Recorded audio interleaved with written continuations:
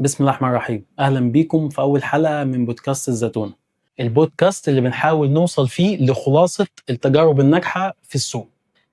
معانا النهاردة في أول حلقة دكتور يسري فاروق، مالك ومؤسس اسمه إيه حلواني وبيتزا أسوان، اسم كبير وصاحب مسيرة طويلة في عالم التجارة والاستثمار في أسوان.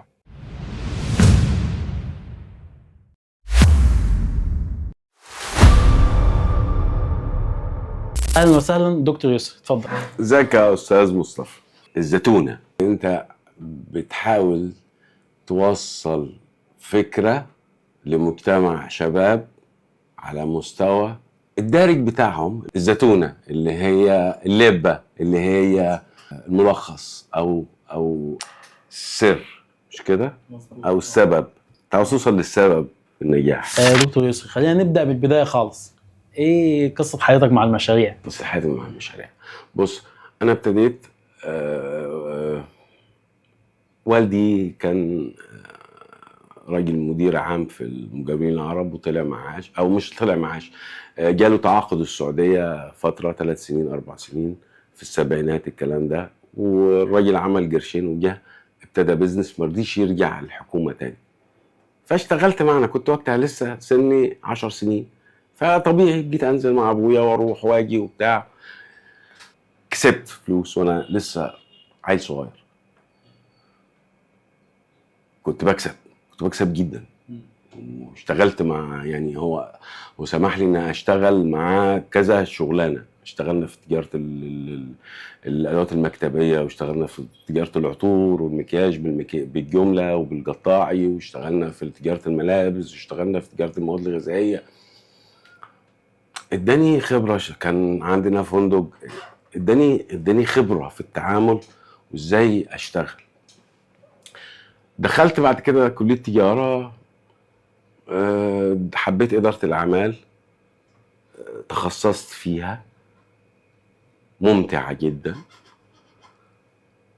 طلعت كملت شغل، جاتني فرص في بنوك بس خلاص انت اتضربت بآفة السوق، فمش هينفع تبقى موظف. ما عرفتش ابقى موظف، مش هعرف ابقى موظف، فكملت. السوق زي حال الدنيا، اب داون اب داون، مرة فوق مرة تحت. مرت علينا ايام وحشه. دخلت مجال الحلواني بالصدفه، لا انا حلواني ولا جدي حلواني ولا اعرف حاجه في الحلويات، ومش من اكيله الحلويات. كانت تجربة كده بيزنس اتعرض عليا في لحظه هي اقرب لليأس، لحظه يأس، لحظه نهايه فعلا. وكانت لحظة صعبة، يعني كانت فترة صعبة جدا مرت عليا أنا وأبويا. في الفترة دي كان السوق داون خلاص، وكانت فعلا إحنا مهددين بالإفلاس. بس الدنيا علمتني إن لما يتفتح قدامك باب ما تردوش، امشي فيه، يمكن رزقك فيه، يمكن خيرك مقسوم لك هنا. فلذلك أنا مشيت في كذا باب، يعني اتفتح لي كذا باب في حياتي ومشيت فيه، ما ادانيش، رجعت تاني، ما زعلتش، بس كيب تراينج، حاول تاني، ما هو هتخسر، حاول تاني، هتخسر، حاول تاني، هتكسب. لازم هتوصل لمرحلة انك توصل خلاص انت جمعت خبرة. انا اكاد اقول لك ان انا قعدت قبل المبدأ تجربة الحلواني، قعدت 7 سنين. 7 سنين. لذلك لما بقول اقرأ سورة يوسف عاوز تبدأ بيزنس، افهم ربنا قال ايه في سورة يوسف، لان هو اختصر لك الدورة الاقتصادية بين 7 و7. 7 فوق و7 تحت، 7 فوق و7 تحت. الذكي اللي يعرف يشتغل ال7 اللي فوق ويعمل حساب ال7 اللي تحت. هي دي الدورة الطبيعية للأمور. وكل بيزنس بتبتديه النهاردة حتى لو عالي لازم هينزل ولازم هينتهي، هو حال الدنيا انت ما تقدرش تغيره. انت كل اللي تقدر تعمله لما توصل لمرحلة التوب تعمل له اكستنشن، امتداد تديله نوع من انواع الاستمرارية شوية، بس في لحظة هيوجعك، لازم هينتهي ولازم تقبل ده وتحول جلدك لحاجة تاني، وهكذا تمر الدنيا. طب ممكن حضرتك مريت بتجارب كتير، ممكن تقول لنا بقى يعني امتى في قرار حضرتك اخدته مثلا خسرك مبلغ كبير جدا؟ في مثل قديم يقول لك الحجر الداير لابد من لبطه. طول ما انت داير وشغال لازم هتوجع، هتاخد قرار غلط، تاخد 2 صح. عشان كده ربنا قال لك اذا اصبت ليك اجر، واذا اخطأت ليك اجرين، لان انت اجر المحاولة واجر الخطأ. قرارك الغلط لما تاخده تصلحه ازاي؟ مش عيب انك تاخد قرار غلط، بس العيب انك تستمر في الغلط. لازم يبقى عندك مبادئ تمشي عليها. القرار الغلط ما تصلحوش الا بسكة واحدة، سكة ربنا، لان هو قال ايه؟ يصلح لكم اعمالكم. توجه الى المولى عز وجل بنية الاصلاح، ما افسدته انت بفكرك ربنا هيعينك على اصلاحه. طيب حضرتك شايف الشباب دلوقتي في السوق اغلبهم للاسف بيفتح المشروع واغلبهم مش بيكمل، فليه؟ ايه السبب مثلا ان هو ما بيكملوش؟ او بص، مش عيب ان انت تخسر، مش عيب انك تفشل، ومش عيب انك تعلن فشلك. كويس؟ اكيد، لان احنا قلنا اتفقنا من الاول ان كل شيء له ثمن، فانت لازم تدفع ثمن الشيء. وبعدين تجربة الفشل لما بتمر بيها بتتعلم منها حاجة. انا خسرت المرة دي في الشغلانة دي عشان انا عملت كذا وما عملتش كذا. لان كل حاجة ليها ظروفها وليها نشاطها وليها قصتها وحكايتها اللي انت لازم تفكر فيها. يعني الزاوية دايما، الصورة ليها 4 زوايا. المدير لازم يبص على الزاوية ال5، ما يبصش على 4 زوايا. لازم يبقى منظورك رأسي وليس أفقي. انت أفقي هتبص على زاوية واحدة من ال4، انما الرأسي هيبص على 4 زوايا مكتملين. فبالتالي لما بتيجي تفكر في قرار لازم تطلع بره الصورة عشان تاخد زوم وتفكر كويس في تبعيات قرارك ده. ولازم تبقى فاهم كويس إمكانياتك المادية، لأن أي قرار بيساوي فلوس. ايه الغلطة اللي اغلب الشباب بيعملوها في بداية المشروع بتاعهم بتؤدي ممكن للفشل يعني؟ بص، في مشروعات لابد انها تبدأ كبير، وفي مشروعات ما ينفعش تبدأ صغيرة، لازم تبدأ كبير. في مشروعات الظروف تسمح لك ان انت تبدأها صغيرة وتكبر واحدة واحدة. انا دايما اميل ان انا ابدأ صغير واكبر واحدة واحدة. عملية مرهقة شوية، صعبة شوية، بس بتضمن لي ان انا اعالج اخطائي اول باول واطور نفسي على مراحل. البداية الكبيرة ليها ميزة، بس ليها عيب خطير. ميزتها ان انت بتفرع بس بتنتهي، تبقى ضعيف. ليه؟ لان مشاكلك بتبدأ معاك كبيرة، بتواجه مشاكل كبيرة مرة واحدة انت مش حملها. لو من صغير بتحل حتة بالظبط. جزئية لحد ما انما تطلع مشاكلك وانت صغير بتبدأ مشاكل صغيرة بتحل واحدة واحدة. لو حد معاه فلوس وعايز يعمل مشروع، ايه اول حاجة تقول له ما تعملهاش يعني؟ دلوقتي لا، ما تعملش اي مشروع. لا تعمل مشروع ولا تعمل توسع. اذا كنت عندك مشروع قائم دلوقتي ما تعملوش توسع. ليه؟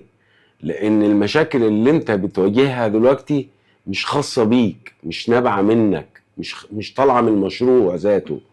المشاكل دي خارجية، انت لا تملك فيها شيء، لا تملك الا ان تجلس مجلس المتفرج الى ان تستقر الامور، تتضح الصورة. ابدأ بعد كده، ابدأ فين بقى او ابدأ ايه؟ دي انت دور على الميزة النسبية، على الجزء المطلوب المفتقد، حتى لو كانت حاجة صغيرة. انا في رأيي دايما، يعني لما جو شركاتي عاوزين يفتحوا فرع القاهرة، قلت لهم انا كان رأيي انا نمرة 1 في اسوان، هروح ابقى نمرة 100 هناك ليه؟ مقابل ايه؟ ما هو انا التارجت بتاعي مش المكسب، التارجت بتاعي الكيان، التارجت بتاعي اكبر من الفلوس. انا مش بدور على الفلوس، ما انا كسبت، يا ما كسبت وخسرت كتير، فمش فارق معايا، مش همي هنا الفلوس، هنا همي الاستمتاع والابداع. انا راجل بدور على انا بشتغل عشان انا حابب اني اشتغل، انا بعمل المنتج الجميل عشان انت تاكله وتقول لي الله، حتى لو انا مش قدامك. كلمة الله اللي انت بتقولها دي بتوصلني بشكل او باخر من المولى عز وجل، حتى مش منك. طيب ايه لو حد هيفتح مشروع، ايه اهم 3 حاجات غير الفلوس؟ نمرة 1، اذا كان مشروعك بيعتمد على اخرين هيتعاملوا معاك او هيتعاونوا معاك، عشان لازم تبقى ازاي تعرف تشتغل في مجموعة عمل وتدير مجموعة عمل ومجموعة اشخاص. دي من اصعب الاشياء ومن اجمل الاشياء، وصعوبتها ان انت بتتعامل مع البني ادم، مع الانسان، كيف تدير انسان بتصرفاته بسلوكه، هو جاي لك اصلا من مجتمعه بثقافته باخلاقياته بفكره. ازاي تفصل ما بين اللي هو متربي عليه عن النظام اللي انت هتفرضه عليه داخل كيان العمل بتاعك. يبقى في معايير للتعامل والادب والاخلاق دي حاجات كلها في نظام العمل بتاعك لازم تبقى قاسي فيها وتطبقها بقسوة، لان هي انا في رأيي ان العامل المؤدب احسن من العامل المحترف. يعني ايه انا ايه يا فرحتي بعامل شاطر جدا بس قليل ادب، ما بتعرفش تتعامل معاه، طب ايه لازمته؟ انما العامل مؤدب انا استطيع ان انا احوله لعامل مؤدب بيعرف يشتغل، اعلمه. طيب يعني اول حاجه العماله طبعا لازم، ده شيء مهم جدا. تاني حاجه وتالت حاجه هو قبل العماله طبعا. بص، لازم يبقى في برنسبلز، في مبادئ. لازم يبقى عندك مبدأ نمرة 1، أن تتحرى الحلال، تتحرى إنك تخاف ربنا. يعني ما هي ده مش نوع من ده، مش إيمان. أنت طالع بتقول من الصبح، بتقول يا رب، ده الطبيعي، أنت رزقك عليه، هو صاحب شغلك، هو اللي بيرزقك، فلازم تتحرى مع الله الحلال في الرزق. يعني بتنتج حاجة لازم تجيد ما تنتج وتختار. يعني أنا في مثلا في البيتزا، أنا بنتي أو ابني معرض إن هو يدخل ياكل أو يطلب ياكل، خلاص يبقى أنا لازم أبقى راضي إن اللقمة اللي هياكلها يا ابني هي اللي تطلع للزبون. هي يعني خلاص، يعني ايه، ما فيهاش هزار. يعني بص انت، وبعدين هو الزبون هنا مش شايفك ولا عارف انت جايب له ايه ولا انت طبخ له ايه اصلا، فدي مخيفه يعني. بالظبط، فخلاص لازم تبقى تتعامل بما يرضي الله. ودي في الدين بتاعنا مرتبه الاحسان. أن تعبد الله كأنك تراه فإن لم تكن تراه فهو يراك. يعني لازم تبقى أنت في شغلك تتعامل على هذا المبدأ. والمحسنين يا سيدي الفاضل هم الذي يدافع عنهم الله. إن الله يدافع عن الذين آمنوا والذين هم محسنون. والإحسان ليس إن أنا أوزع فلوس بس. الإحسان إن أنا أتعامل مع المنتج اللي أنا بقدمه لك بما يرضي الله ويرضيني. دي نمرة 2 أو دي قبل نمرة 3. لازم تبقى منظم.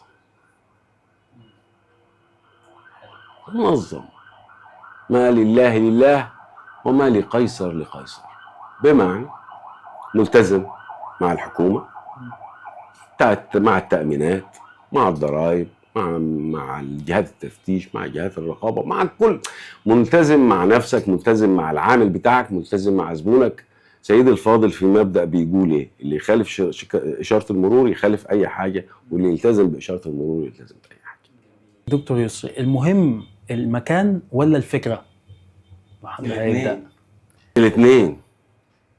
مفيش واحدة أهم من الثانية. لا لا لا لا لا لا لا لا لا لا لا. ما احنا قلنا الصورة انت لازم تبص لها من فوق. فالصورة ليها أربع أركان، مش هتستقيم ب3 ولا ب2. سيد الفاضل المشروع له أساسيات أو آليات.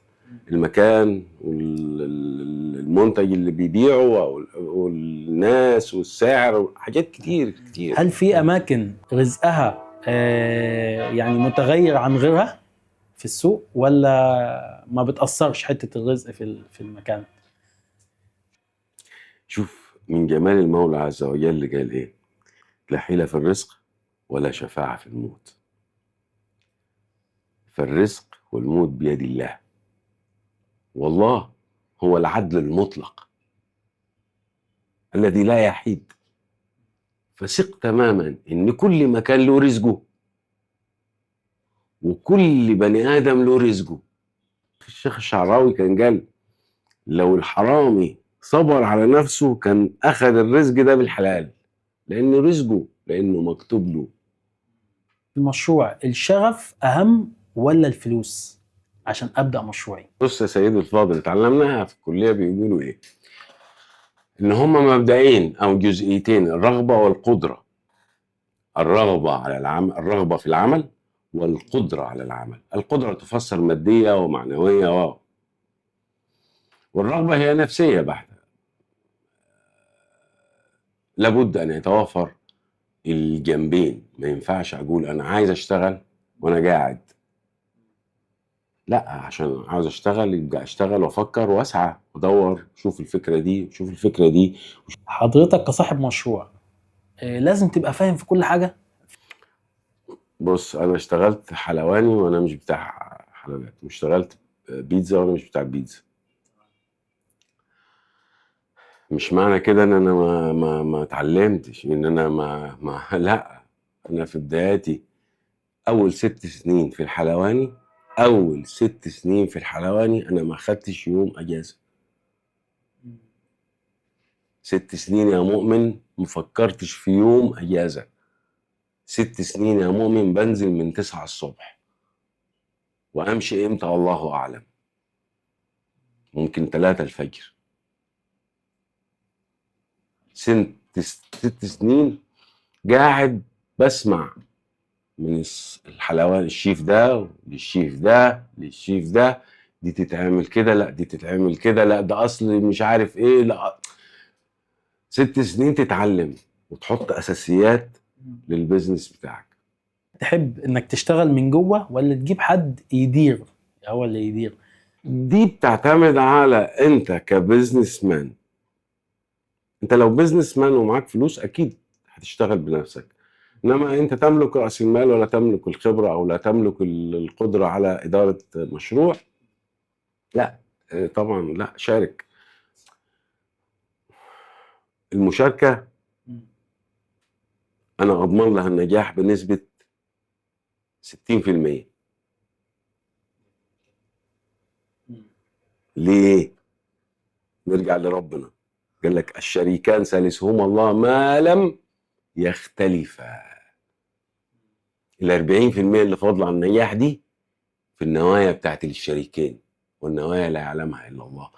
فاذا نواياهم على خير هينجحوا، نواياهم اختلفت سنتي هينتهوا، هيفشلوا. وعلى فكره انا معايا شريك هو ملوش وجود وملوش ذكر بس انا معايا شريك بس واكاد اقول لك احنا لينا 25 سنه شركاء مع بعض ومفيش بينا عقود وورق، بس هو في مبدأ. ينفع مشروع ينجح بدون سيستم واضح وصريح من البدايه؟ لا، لازم يبقى النظام. م- شباب كتير بيبص على فترة التجنيد والجيش انها تضييع وقت، ان انا بضيع سنة من عمري او سنتين او 3 من عمري على الفاضي. بص، هي لا، مش كده، هي مش كده خالص. لازم تستفيد من كل حاجة تمر بيها في حياتك، عشان هي دي اللي بتكون لك، بتزيد تراكماتك في خبرتك الحياتية.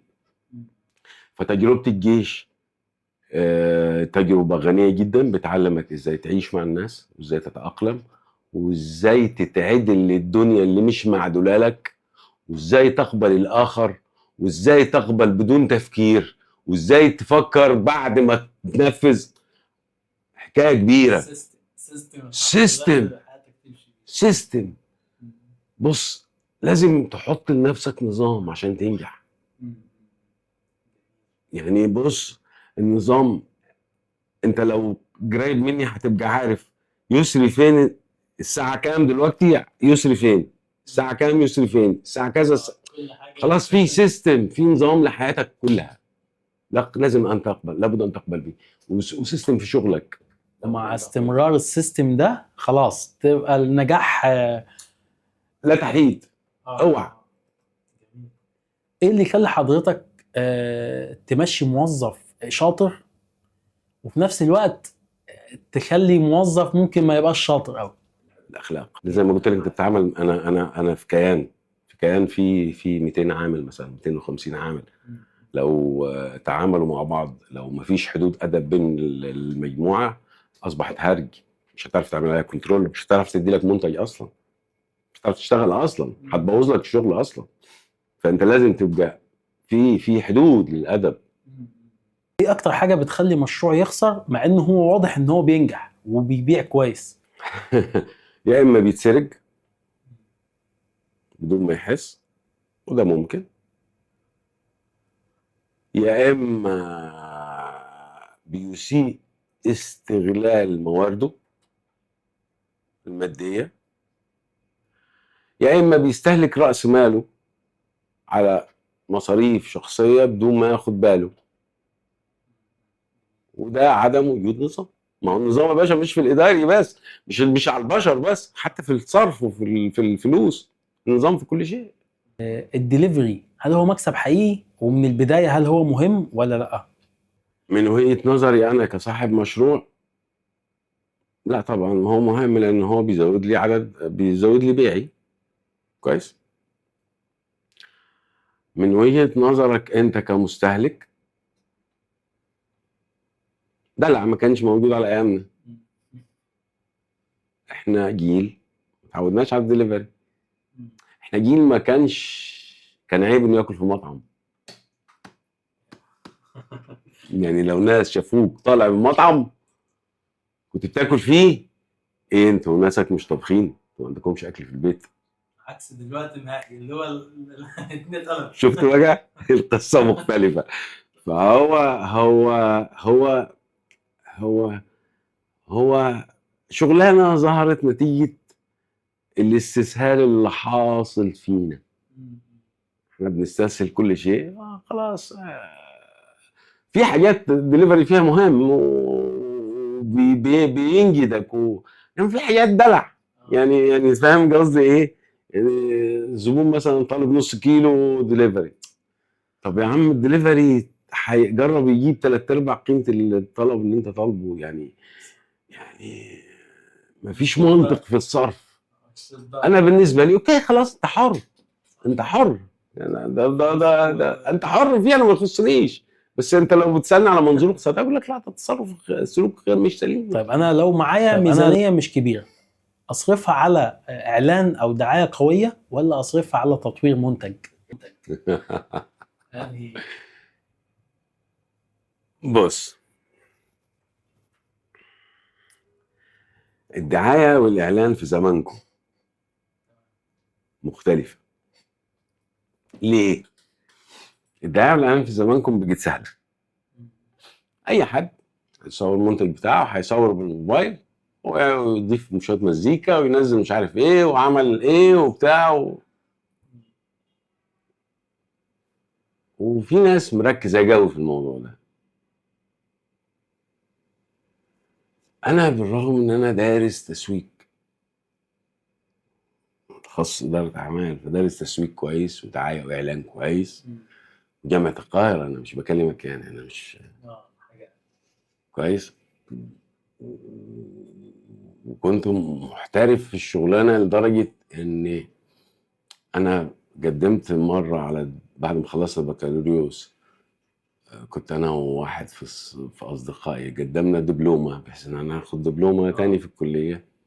الاستاذه بتاعتي، الدكتوره بتاعتي، الله يمسيها بالخير اذا كانت حيه او يرحمها اذا كانت توفت، شالت لي ورقي من الدبلومه دخلته تمهيدي ماجستير. قالت لي يسري انت تكمل معايا؟ قلت لها انا نفسي بس انا مش فاضي، انا معايا بيزنس ما اقدرش اسيبه. الدعايه والاعلان هقول لك انا ما اشتغلتش بيها، اشتغلت بيها في بداياتي بس ما كناش وصلنا لمرحله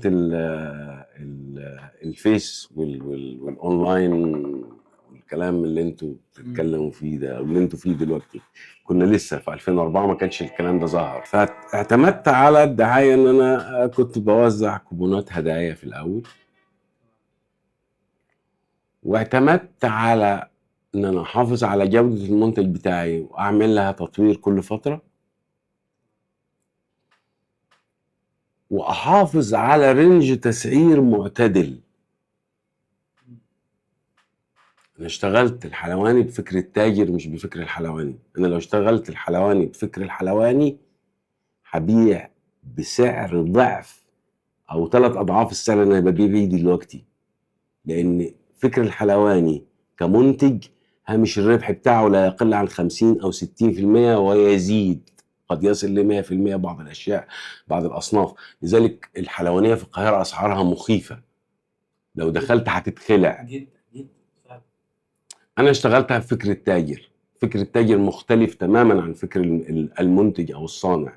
فكر التاجر بيقول لك 13 الرزق في التجاره كما قال صلى الله عليه وسلم، فبالتالي مكسبك لا يجوز ان هو يتعدى 30%. العب بالملعب بالمبدأ ده، وقليل دائم خير من كثير منقطع، فبالتالي استمر في القرش على قرش على قرش هيوصلوا معك، بس اصبر. طيب في حركه حضرتك تسويقيه في البدايه عملتها فرقت معاك جدا؟ لا مش في البداية، عملتها من سنتين مثلا لما ابتديت الايس كريم. خدت كام يوم بوزع ايس كريم فور فري، وبعد كده حطيت سعر وكان كلام فاضي خالص، مثلا مش عارف 10 جنيه ولا 20 جنيه كده، مقابل ان ايه، واخدت في فئة السعر دي يمكن سنة لغاية لما كل البلد داجت الايس كريم وعرفت ان عرفت ان انا بعمل ايس كريم وايس كريم مختلف وكويس. فبعديها ابتديت ارفع السعر للسعر بس اللي يعني يديني انا متنفس شويه عشان اعرف اكمل واشتغل. ليه مشاريع بتنجح اول 6 شهور بعد كده بتقع؟ بتنجح اول 6 شهور لان بتبقى الفكره حلوه كويس، انما ما هو يا اخي انت عندك مولود نزل للدنيا النهارده، بعد 6 شهور لو انت ما بتدلوش تطعيم وما بتدلوش، ما بتاكلوش، ما بتشربوش، انت مش واخد، مش مركز، انت مش مركز معاه، ما اكيد لازم هيموت. هو المشروع كيان حياه، حاجه انت بتخلق شيء من العدم. هو حال الدنيا انه يتخلق ويكبر ويكبر وينتهي وهكذا. فانت خد بالك بقى، انت شوف غلطاتك ايه. ممكن يكون هو اصلا المشروع يعني او الفكره او المكان او المجتمع اللي انت هتفتح فيه مش مناسب للفكره بتاعتك وتفشل. مش عيب، اوكي، بس فكر ايه اللي ينفع ايه اللي المكان ده ينفع في ايه، او المجتمع ده ينفع معاه ايه، عشان تبدا تشتغل. التجربه رايحه فين بالظبط وتاخد قرارك بالاستمرار او بالاستغناء. طيب امتى اقول ان انا داخل المجال ده غلط، او خلاص كده اوقف او اشوف حاجه تانية بقى؟ احنا قلنا ان كل حكايه ليها ظروفها. في مؤشرات بتبان لك، بتدي لك الارقام. بص، في ماده كان عندي ناس في كليه تجاره سنه ثالثه درسناها اسمها ماده المراجعه، كان بيديها لنا استاذ من جنة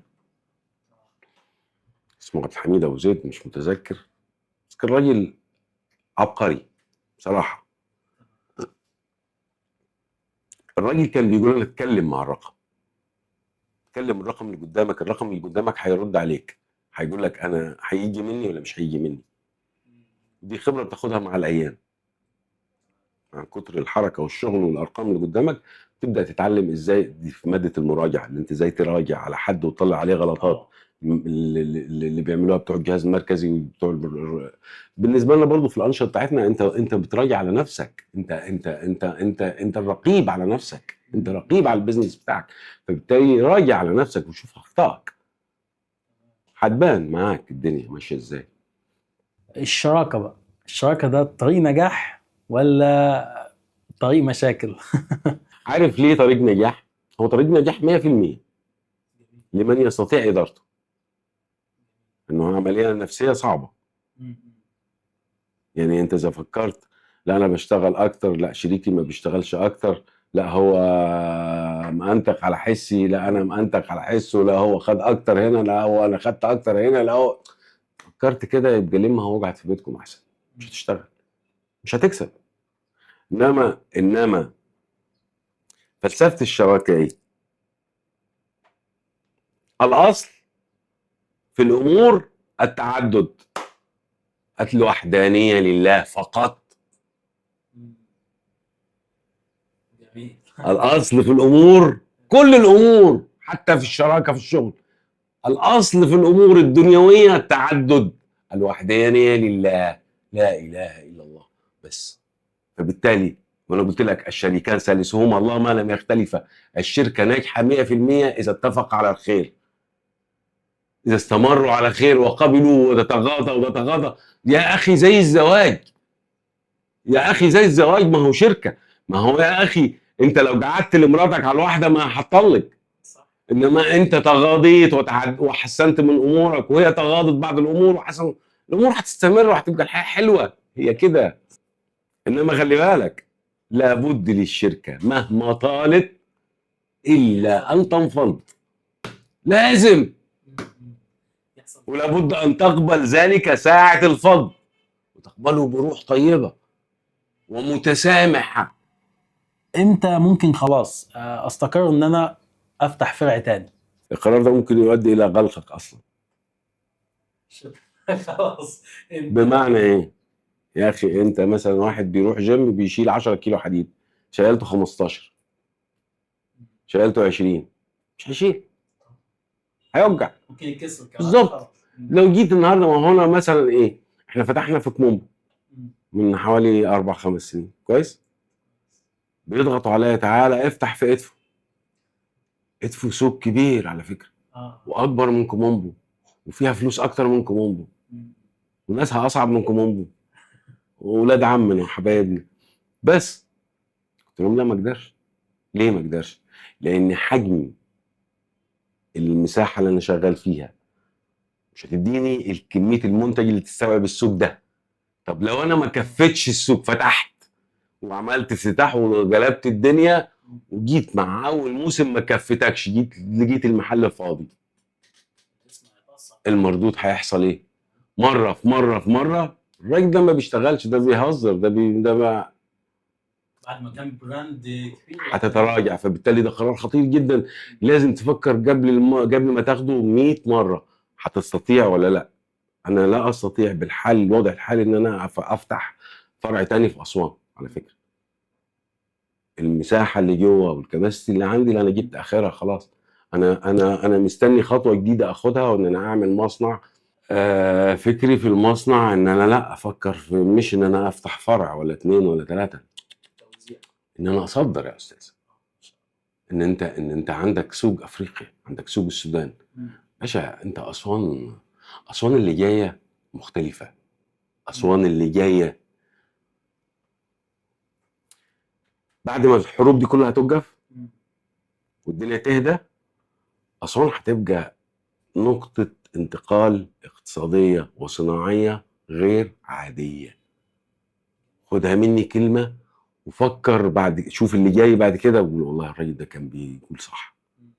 لا لا لا، اسوان هيبقى فيها طفره هتتغير. احنا داخلين على فتره جديده، بس مرتبطه بانتهاء الحروب اللي في السودان واللي خارج مصر. طيب والنهايه بقى في الزتونه، ايه ممكن نصيحه ذهبيه حضرتك ممكن تديها لاي حد هيفتح مشروع؟ احنا قلنا من البدايه، عاوز تفتح مشروع لازم تبقى مخلص مع ربك، باصص على نفسك بس، مش باصص على غيرك ولا طمعان في غيرك. تبقى مكفي على حالك وصابر، وتستطيع ان انت تدفع ثمن نجاحك، او تقبل انك تدفع ثمن نجاحك. قدرت تعمل الاربع حاجات دول، تعالى بس اختار الوقت اللي تنزل فيه السوق. السوق جميل والشغل فيه ممتع، والتيسيرات والتسهيلات اللي موجودة دلوقتي سواء كانت من الحكومة أو من البنوك جميلة. والسوق أصلا وسع، وأسوان كبرت قوي ولسه هتكبر. فالسوق مستوعب ليا وليك ولده ولده ولده. عمر ما واحد يقدر ياخد السوق كله لوحده ولا يحتكره لنفسه، مستحيل. هو رغيف، كل واحد فينا بياخد نصيبه منه، ولا بد أن تقبل ذلك. بس. جميل جميل، شكرا جدا لحضرتك، ومبسوطين ان حضرتك كنت في الحلقه الاولى من بودكاست الزتونه. أنا اللي أشكركم طبعا، إن لعلها أن تكون بداية مسك وتكون فتحة خير، وبتمنى لكل أسوان الخير ولكل الشباب اللي طالع الخير. كل اللي عايزه منهم إن هو يبقى مؤمن بنفسه، مؤمن بعلمه، يسأل ويسمع مش عيب. هو ياما سألنا وياما سمعنا، قعدنا نتعلم من اللي قبلينا. ما هو يا ابني اللي ملوش امبارح مش هيشوف بكرة، اللي ما يعرفش امبارح والله ما هيشوف بكرة. لازم تعرف امبارح كان في ايه، وخليك واثق في نفسك وواثق باللي انت بتعمله وراضي عن اللي يجيلك بس. شكرا جدا لحضرتك. اشكركم حبيبي، اشكركم، شكرا يا مصطفى.